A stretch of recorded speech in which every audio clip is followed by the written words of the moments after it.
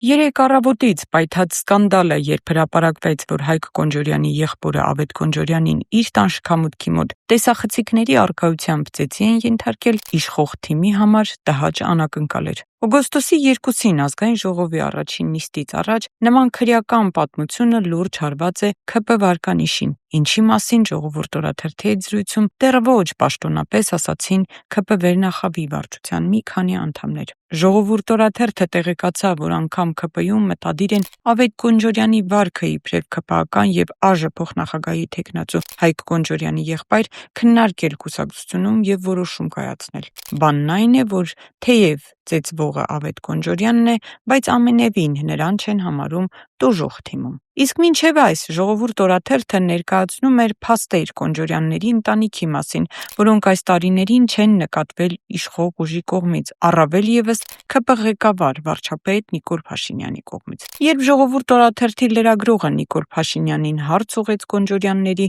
նրանց շուկայականից էժան արժեքով գնած առանձնատների մասին, վարչապետը զայրացավ, թե մակուլատուրան տպել, բերել եք, ինչ անենք, հանձնեք իրավապահներին։ Ուղարկեք այդ փաթեթը մնացած տոննաներով մակուլատուրան ուղարկեք իրավապահ մարմիններին։ Հանձնվեցին, իհարկե, դրանք իրավապահներին, սակայն որևէ քայլ չարվեց, ավելին կարճվեց գործը։ Այսպիսով փաստերով 2022 թվականի հոկտեմբերի 8-ին Ժողովուրդ օրաթերթը գրել էր, որ սեպտեմբերի 25-ին Կոտայքի մարզի Չարենցավան խոշորացված համայնքում անցկացված ՏԻՄ ընտրությունները Ավետ Կոնջորյանը բավականին ագրեսիվ պահվածքով է աչքի ընկել ոչ միայն անհարգալից եղել ՔՊ մրցակիցների, այլ նաև համայնք ժամանած ու ընտրությունները դիտարկող անկախ դիտորդների նկատմամբ։ Որևէ արձագանք չեղավ այս հրապարակմանը։ 2025 թվականի մարտի 28-ին Ժողովուրդ օրաթերթը հրապարակել էր, որ Հայկ Կոնջորյանը Ժողովուրդ օրաթերթի հետ զրույցում հերքեց եղբոր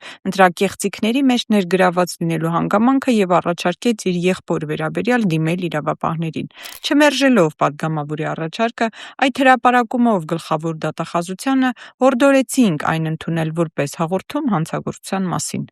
Դարձյալ ոչինչ չարվեց։ 2023 թվականի մայիսի 3-ին Ժողովուրդը հրապարակեց Հայկ Կոնջորյանի կենսագրական տվյալներից պաշտոնական կեղծիքներ, սակայն որևէ իրավական հետևանք չունեցավ դա։ 2024 թվականի հունիսին հրապարակվեց, որ Հայկ Կոնջորյանի և նրա կնոջ եկամուտներն աճել են, բայց որևէ ուշադրության չարժանացավ այս հրապարակումը։ 2024 թվականի նոյեմբերի 22-ին HypePost ՓԲ-ի գլխավոր գործադիր տնօրենի Թափուր Պաշտոնի մրցույթի արդյունքով խորհրդի կողմից հաղթող ճանաչվեց Շուշան Ալեքսանյանը, Հայկ Կոնջորյանի կինը, որը մինչև այդ շարքային աշխատակից է եղել HypePost-ում, սակայն եկամուտները սկսել են շեշտակի աճել Հայկ Կոնջորյանի ՔՊ-ում զբաղեցրած դիրքի փոփոխությունից հետո։ Այստեղ, անշուշտ, կոռուպցիա չկա։ Արդար ընտրվել է Շուշան Ալեքսանյանը, որի աշխատավարձը տարբեր հրապարակումների համաձայն ամսական մոտ 3 միլիոն դրամ է։ 2025 թվականի դեկտեմբերի 9-ին հետքը բացահայտեց, որ Հայկ Կոնջորյանը շուկայականից էժան գնով առանձնատուն է գնել եղբոր ընկերոջ ընկերությունից, որի տնօրենը եղել է հենց եղբայրը Ավետ Կոնջորյանը, սակայն իրավապահները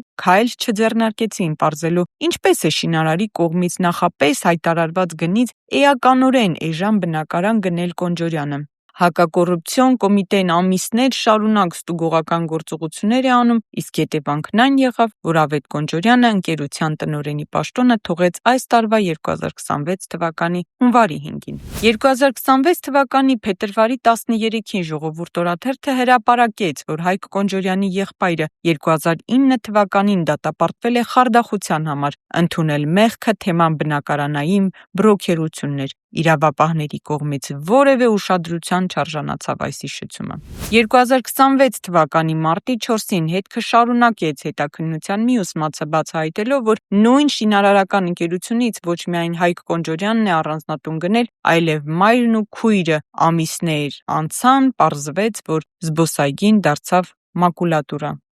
2026 թվականի փետրվարի 19-ին Ժողովուրդ օրաթերթը հրապարակեց, որ Ավետ Կոնջորյանի նկատմամբ երկրորդ քրեական գործն է հարուցվել։ Նա 2025 թվականի հուլիսին 1 տարով զրկվել է տրանսպորտային միջոց վարելու իրավունքից, սակայն առանց վարելու իրավունքի մեքենա է վարել։ 2026 թվականի մարտի 18-ին էլ Ազատությունը հրապարակեց, որ Հայկ Կոնջորյանի եղբայրը 3 ամիս անց նորից հայտնվել է մեքենայի ղեկին, հայտնաբերվել պարեկների կողմից, հարուցվել է քրեական բարույթ, տրանսպորտային իրավունքից զրկված լինելու մեքենա վարելու հոդվածով։ Վերահաս քրեական պատասխանատվության ընթացքում որոշվել է համաձայնությամբ տուգանք նշանակել Կոնջորյանին։ Թեև Ավետ Կոնջորյանը 2010-ին դատարանի օրինական ուժի մեջ մտած վճռով դատապարտվել էր, սակայն սա չի խանգարել, որ առանց իրավունքի մեքենա վարելու քրեական գործի նյութերում ոստիկանության կողմից հայտնվի դատվածություն չունենալու մասին տեղեկանք, որ Կոնջորյանը հնարավորություն ստանա դատական գործը հանգուցալուծել մեղմ համաձայնությամբ տուգանքով, սակայն այս հրապարակումն էլ անտեսվեց, ինչպես էր ոստիկանությունը նրան ենթադրյալ կեղծ տեղեկանք տրամադրել միայն այն բանի համար, որ ՔՊ խմբակցության ղեկավարի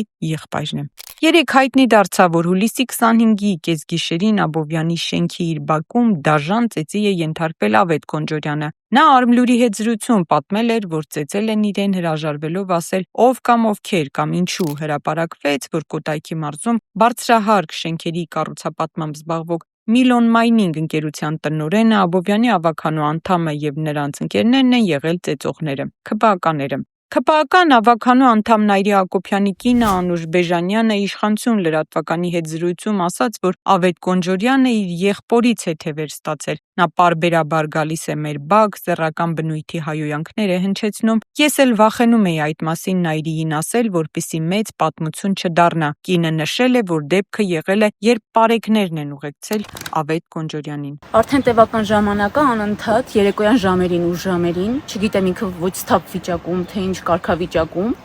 անընդհատ գալիս է հայհոյանքներ հնչեցնում, հասնելով մեր պատուհանի տակ, հնչեցնում այդ հայհոյանքները, ինչին որ ներկա է նաև գտնվել իմ 12 տարեկան աղջիկ երեխան, ով սարսափած իր սենյակից գալիս էր վազում էր իմ մոտ, մամ, այս ինչա, մամ, այս ինչա։ Մինչև հասնում էր մեր պատուհանները արդեն մեր տան մոտով որ անցներ, այդ հայհոյանքները այդպես հնչեցնելով մինչև վերջ գնում։ Հետքը գրեց, որ Միլոն Մայնինգ ՍՊ-ի սեփականատեր Բաբկեն Հովակիմյանն ասել է, որ Ավետ Կոնջորյանին իր հետ ծանոթացրել է ՔՊԱ-կան Աբովյան համայնքի ավագանու անդամ Նայիրի Հակոբյանը։ Այսպիսով Հայկ Կոնջորյանի, նրա կնոջ, եղբոր Ավետ Կոնջորյանի եւ նրանց մոր ու քրոջ առնչվող սկանդալները իջեցնում են մերժված հին ժամանակների բարքերը, հովանավորչություն, խարդախություն, իշխանական բարձր հովանու ներքո։ Ու այսքանից հետո Հայկ Կոնջորյանը պետք է օգոստոսի 2-ին ընտրվի ազգային ժողովի փոխխոսնակ, քանի որ քաղաքացիական պայմանագիր կուսակցության վարչությունը որոշում ունի։